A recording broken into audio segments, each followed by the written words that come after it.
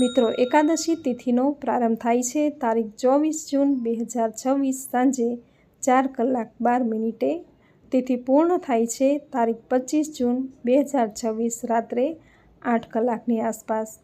એકાદશીનું વ્રત હંમેશા ઉદયા તિથિ અનુસાર કરાય છે। આથી એકાદશીનું વ્રત કરવાનું રહેશે તારીખ 25 જૂન 2026ના દિવસે। એકાદશી વ્રતના પારણા કરવાના રહેશે તારીખ 26 જૂન 2026 વહેલી સવારે લગભગ 5:30 થી લઈને 8 કલાક 30 મિનિટ સુધીમાં કરી લેવાના રહેશે। તો મિત્રો, આ હતું નિર્જળા એકાદશી કે ભીમ એકાદશી ક્યારે છે। હવે સાંભળશું નિર્જળા એકાદશી વ્રતનું મહાત્મ્ય, પૂજન વિધિ, આ દિવસે કરવાના કાર્યો, ઉપાયો અને કથા વાર્તા। જેઠ સુદ એકાદશી તિથિએ આવતી એકાદશીને નિર્જળા કે પછી ભીમ એકાદશી કહેવાય છે। આ એકાદશી ભીમે કરી હતી, આથી તેને ભીમ એકાદશી કહેવાય છે। તેમજ અન્ન અને જળ ગ્રહણ કર્યા વગર જ આ એકાદશીનું વ્રત કરાય છે। આથી આ એકાદશીને નિર્જળા એકાદશી કહેવાય છે। એકાદશીનો આ દિવસ ભગવાન શ્રી વિષ્ણુને સમર્પિત છે। આ દિવસે ભગવાન શ્રી હરિ વિષ્ણુની પૂજા કરી નૈવેદ્યમાં આમ્રફળ એટલે કે કેરીનું ફળ ધરાવાય છે। વર્ષના 12 મહિના છે, દરેક મહિનામાં 2 એકાદશી આવે છે। એમ કુલ મળીને 24 એકાદશી। દર 3 વર્ષે અધિક માસ આવે છે, અધિક માસની 2 એકાદશી। આવી રીતે કુલ મળીને 26 એકાદશી હોય છે। આ દરેક એકાદશીનું મહાત્મ્ય અલગ અલગ હોય છે। આ દરેક એકાદશીમાં જેઠ મહિનાના સુદ પક્ષમાં આવતી નિર્જળા એકાદશીને સૌથી શ્રેષ્ઠ અને કઠિન એકાદશી કહેવામાં આવી છે। આ કઠિન એકાદશી એ માટે કહેવામાં આવે છે કે આ દિવસે વ્રત રાખનારને અન્ન અને જળનો ત્યાગ કરવાનો હોય છે। આ દિવસે જે અન્ન અને જળનો ત્યાગ કરીને નિર્જળા એકાદશીનું વ્રત કરે છે તેમના જીવનમાં સુખ, શાંતિ અને સમૃદ્ધિની પ્રાપ્તિ થાય છે। દરેક પ્રકારના પાપનો નાશ થાય છે, પુણ્યની પ્રાપ્તિ થાય છે। આ લોકમાં સર્વ સુખ ભોગવી અંતે વૈકુંઠમાં તેનો વાસ થાય છે। પુરાણોમાં કહ્યું છે કે એકાદશીનું આ વ્રત સ્ત્રી અને પુરુષ બંને કરી શકે છે, પરંતુ સ્ત્રીઓએ જો આ વ્રત કરવું હોય તો પતિની આજ્ઞા લેવી જરૂર છે। પતિની આજ્ઞા સિવાય સ્ત્રી આ વ્રત ન કરી શકે તેવું શાસ્ત્રોમાં કહ્યું છે। એકાદશીનું આ વ્રત દશમથી જ શરૂ થઈ જાય છે। દશમના દિવસે શુદ્ધ અને સાત્વિક આહાર ગ્રહણ કરી એકટાણું કરવું। એકાદશીના દિવસે પ્રાતઃકાળે વહેલા સ્નાન આદિ કાર્યથી પરવારી સ્વચ્છ વસ્ત્રો ધારણ કરવા। આ દિવસે જો બની શકે તો પીળા રંગના વસ્ત્રો ધારણ કરવા, કારણ કે ભગવાન શ્રી હરિ વિષ્ણુને પીળો રંગ અતિ પ્રિય છે। આથી જ તે પીતાંબર ધારી કહેવાયા। આ રીતે સ્નાન કાર્યથી પરવારી ભગવાન સૂર્યનારાયણને જળનું અધર્ય આપવું, ઘરના ઉંબરાનું પૂજન કરવું, તુલસી ક્યારે જળ સિંચવું, ભગવાન શ્રી હરિ વિષ્ણુની મૂર્તિ કે ફોટોને શુદ્ધ જળ પંચામૃત ગંગાજળથી સ્નાન કરાવવું। જો મૂર્તિ ન હોય તો ઘરમાં રહેલા ભગવાન વિષ્ણુના કોઈ પણ અવતારની, શ્રી કૃષ્ણ કે બાળ ગોપાળની મૂર્તિની કે ફોટાની પૂજા કરવી। પૂજામાં ધૂપ, દીપ, પીળા પુષ્પ, ચંદન, તુલસી વગેરેથી પૂજા કરવી। દૂધ, દહીં, મિશ્રી, માખણ કે કોઈ પણ મીઠાઈ ધરાવવી। આ દિવસે આમ્રફળ ધરાવવાનું ખૂબ મહાત્મ્ય છે। આ દિવસે પાકેલી કેરી ધરાવવી, આરતી સ્તુતિ કરવી। આ દિવસે શ્રીમદ ભાગવત ગીતા, લક્ષ્મી સ્તોત્ર, કનકધારા સ્તોત્ર આદિના પાઠ કરવા। એકાદશીનું આ વ્રત અન્ન અને જળ લીધા વગર જ કરાય છે। આ વ્રતમાં દિવસે અન્ન નથી લેવાતું, તેમજ પાણીનું ટીપું પણ નથી પીવાતું। પરંતુ જો તમે અન્ન જળ લીધા વગર આ વ્રત નથી કરી શકતા તો એક સમય ફળાહાર કરીને પણ આ વ્રત કરી શકાય છે। અને જો તમારે નિર્જળા એકાદશીનું વ્રત નિર્જળા રહીને જ કરવું છે તો ફક્ત કોગળા અથવા આચમન કરવા માટે જ મોંમાં જળ નાખી શકાય છે। એકાદશીના સૂર્યોદયથી બીજા દિવસના સૂર્યોદય સુધી જળનો ત્યાગ કરાય છે। જો શારીરિક અશક્તિ કે કોઈ પરેશાની લાગે તો એકાદશીના દિવસે સંધ્યા આરતી કર્યા બાદ નાળિયેર પાણી અથવા સાકર મિશ્રિત જળ એકવાર પી શકાય છે। આ રીતે જળનો ત્યાગ કરીને આ વ્રત કરાતું હોવાથી આ એકાદશીને નિર્જળા એકાદશી કહેવાય છે। શાસ્ત્રોમાં કહ્યું છે કે નિર્જળા એકાદશીનો ઉપવાસ કરનાર વ્યક્તિ ક્યારેય નિર્ધન નથી રહેતો અને તેને અન્ન અને ધનની કમી ક્યારેય ભોગવવી નથી પડતી। આ શુભ દિવસે તુલસી પત્ર ન તોડવા જોઈએ, અસત્ય ન બોલવું, રાંધેલા ભાત ન ખાવા, લસણ ડુંગળીનો ત્યાગ કરવો, અકારણ ગુસ્સો ન કરવો, કોઈની ઈર્ષ્યા નિંદા ન કરવી, મન અને કર્મથી પવિત્ર રહેવું। આ દિવસે બની શકે તો જો શક્તિ હોય તો ગાય માતાને લીલો ઘાસચારો ખવડાવો, પક્ષીને દાણા ચણ નાખવા, કૂતરાને ઘરની બનાવેલી રોટલી ખવડાવવી, સંધ્યા સમયે તુલસી ક્યારે ઘીનો દીવો કરવો, આ દરેક કાર્યો નિર્જળા એકાદશીના દિવસે કરવાથી અનંત ગણું પુણ્ય પ્રાપ્ત થાય છે. એવું કહેવાય છે કે આ દિવસે જે કોઈ કાર્ય કરો, જેવા કે દાન, પુણ્ય, પૂજા પાઠ કે મંત્ર જાપ, તો તે સિદ્ધ થઈ જાય છે. આથી આ દિવસે શ્રી કૃષ્ણ શરણમ મમ તેમજ ઓમ નમો ભગવતે વાસુદેવાય મંત્રનો જેટલો બની શકે તેટલો જપ કરવો. આ મંત્ર જાપમાં ગૂઢ શક્તિ રહેલી છે. આ શક્તિના પરિણામ સ્વરૂપે મનુષ્યની દરેક મનોકામના પૂર્ણ થાય છે, તેમના દરેક કાર્ય સફળ થાય છે, જીવનમાં આવતી દરેક બાધા, મુશ્કેલી, સંકટો શમી જાય છે, ધન, સમૃદ્ધિ, સૌભાગ્યની પ્રાપ્તિ થાય છે. જે વ્યક્તિના જીવનમાં સંકટ, દુઃખ ખૂબ જ વધી રહ્યા છે, તેમણે આ મંત્રનો જપ આજના દિવસે સંધ્યા સમયે સંધ્યા આરતી કરતી વખતે જરૂર કરવો જોઈએ. પૂરી શ્રદ્ધાથી આ મંત્ર જાપ કરી તમે જીવનમાં સિદ્ધિ હાંસલ કરી શકશો. આ દિવસે કનકધારા સ્તોત્ર, વિષ્ણુ સહસ્ત્રનામના પાઠ કરવાથી જીવનમાં સુખ, શાંતિ, સમૃદ્ધિ આવશે. માતા લક્ષ્મીની કૃપા તમારા પર હંમેશા વરસતી રહેશે અને ઘરમાં ધન, ધાન્ય, સુખ, સંપત્તિના ભંડાર ભરેલા રહેશે. આ રીતે નિર્જળા એકાદશીના દિવસે વ્રત પૂજા કરી એકાદશીના વ્રતની મહાત્મ્ય કથા જરૂર સાંભળવી. જે સાંભળ્યા વગર વ્રત અધૂરું રહે છે, કારણ કે કોઈ પણ વ્રતમાં તેમની મહાત્મ્ય કથા જરૂર સાંભળવી જોઈએ. જે સાંભળ્યા વગર વ્રતનું ફળ મળતું નથી. આ રીતે એકાદશીના દિવસે ભજન, કીર્તન કરવું, પ્રભુનું નામ સ્મરણ કરવું, બની શકે તો રાત્રિ જાગરણ કરવું. જો રાત્રિ જાગરણ ન થઈ શકે તો રાત્રિના 12 વાગ્યા સુધી જાગરણ કરવું. આ રીતે રાત્રિ જાગરણ કરવાથી એકાદશી કર્યાનું ફળ અનેક ગણું વધી જશે. દ્વાદશીના દિવસે પ્રાતઃકાળે ઉઠી સ્નાન કરી બ્રાહ્મણોને કાચું સીધું, સુવર્ણ અને જળનું યથાશક્તિ દાન કરવું. સાત્વિક ભોજન લઈ વ્રતના પાળના કરવા. નિર્જળા એકાદશી વ્રતની કથા સાંભળવી. આ રીતે એકાદશીનું વ્રત કરવું. મિત્રો, આ હતી નિર્જળા એકાદશી વ્રતની વિધિ, મહાત્મ્ય. હવે સાંભળશું મહાત્મ્ય દર્શાવતી કથા વાર્તા. બોલો ભગવાન શ્રી હરિ વિષ્ણુની જય. યુધિષ્ઠરે ભગવાન શ્રી કૃષ્ણએ કહ્યું, હે જનાર્દન, અપરા એકાદશીનું સઘળું મહાત્મ્ય મેં તમારી પાસેથી સાંભળ્યું. હવે જેઠ માસના શુક્લ પક્ષમાં જે એકાદશી આવે છે એનું વર્ણન કરો. ભગવાન શ્રી કૃષ્ણે કહ્યું, હે રાજન, એનું વર્ણન પરમ ધર્માત્મા સત્યવતી નંદન વ્યાસજી કરશે, કારણ કે એ વિદ્વાન છે અને શાસ્ત્રોના તત્વને જાણનારા છે. તે ઉપરાંત વેદ વેદાંગમાં પણ પારંગત છે. યુધિષ્ઠરે શ્રી વ્યાસને કહ્યું, હે દ્વૈપાયન વ્યાસ, મેં શ્રી વશિષ્ઠ ઋષિ પાસેથી માનવ ધર્મો તો સાંભળ્યા છે, હવે તમે મને વૈષ્ણવ ધર્મ વિશે કહો. ત્યારે વ્યાસજીએ કહ્યું, હે રાજા, તમે જે માનવ ધર્મો અને વૈદિક ધર્મો સાંભળ્યા તે કલયુગમાં ખરેખર કરી શકાતા જ નથી, પરંતુ કલયુગમાં થોડા ધનના ખર્ચાવાળું, થોડા કલેશવાળું, મોટું ફળ આપનારું, બધાય પુરાણોના સારરૂપ તેમજ જે સુખકારક ઉપાય છે તે માત્ર એકાદશીઓના વ્રતો છે. તેથી હે મહાબુદ્ધિમાન રાજા, દરેક મહિનાના 2 પખવાડિયામાં જે 2 એકાદશીઓ આવે છે તે દિવસે વિધિપૂર્વક વ્રત કરીને ઉપવાસ કરવો. બીજા દિવસે 12ને દિવસે નિત્યકર્મ પૂરું કરીને સ્નાન વગેરેથી પવિત્ર થઈને ફૂલોથી ભગવાન કેશવની પૂજા કરવી. ત્યાર પછી પહેલા બ્રાહ્મણોને ભોજન કરાવીને પછી પોતાના કુટુંબીઓ, આમંત્રિતો, મિત્રો તેમજ સગા સંબંધીઓ સાથે બેસીને ભોજન કરવું. હે રાજા, જો એકાદશીની તિથિએ સૂતક હોય કે અપવિત્રતા હોય તો જમવું ન જોઈએ. હે પુરુષોમાં શ્રેષ્ઠ યુધિષ્ઠર, જે લોકો સ્વર્ગમાં ગતિ કરવા ઈચ્છતા હોય તેઓએ જીવન પર્યંત એકાદશીઓના વ્રતો કરવા જોઈએ. જે લોકો પાપી, દુરાચારી, અતિશય પાપી તથા અધર્મી હોય તેઓ પણ જો એકાદશીની તિથિએ વ્રત કરીને જમે નહીં તેમજ એ વ્રત નિમિત્તે જાગરણ કરે તો તેઓ મૃત્યુ પછી યમદેવની નજીક જતા નથી, પણ તેમની સ્વર્ગમાં ગતિ થાય છે. આ સાંભળી તુરંત જ ભીમસેન બોલ્યો, હે મહાબુદ્ધિમાન અને મહાજ્ઞાની પિતામહ, મારું કહ્યું તમે સાંભળો.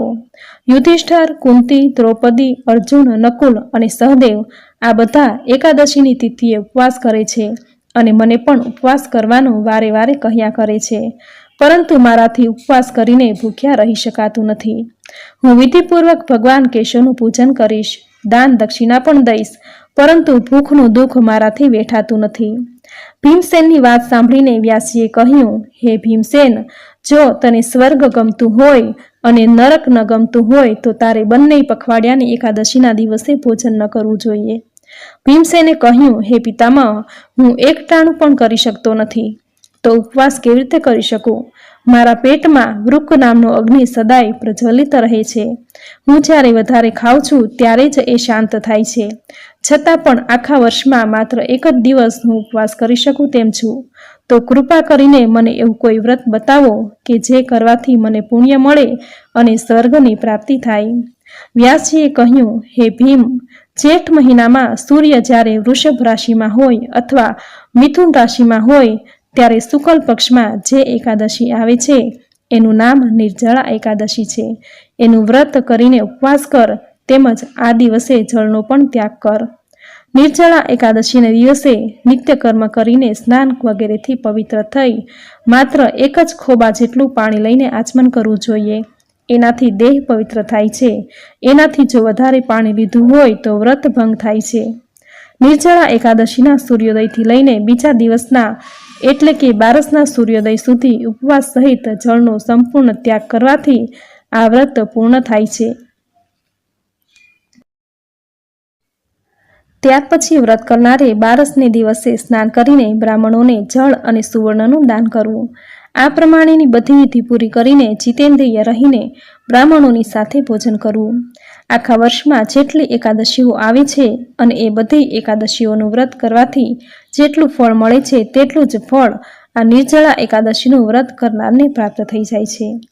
શંખ, ચક્ર અને ગદા ધારણ કરનાર ભગવાન શ્રી વિષ્ણુએ કહ્યું છે કે જે કોઈ વ્યક્તિ આ નિર્જળા એકાદશીનું વ્રત કરીને મારા શરણે આવે છે એના સઘળા પાપો બળીને ભસ્મ થઈ જાય છે.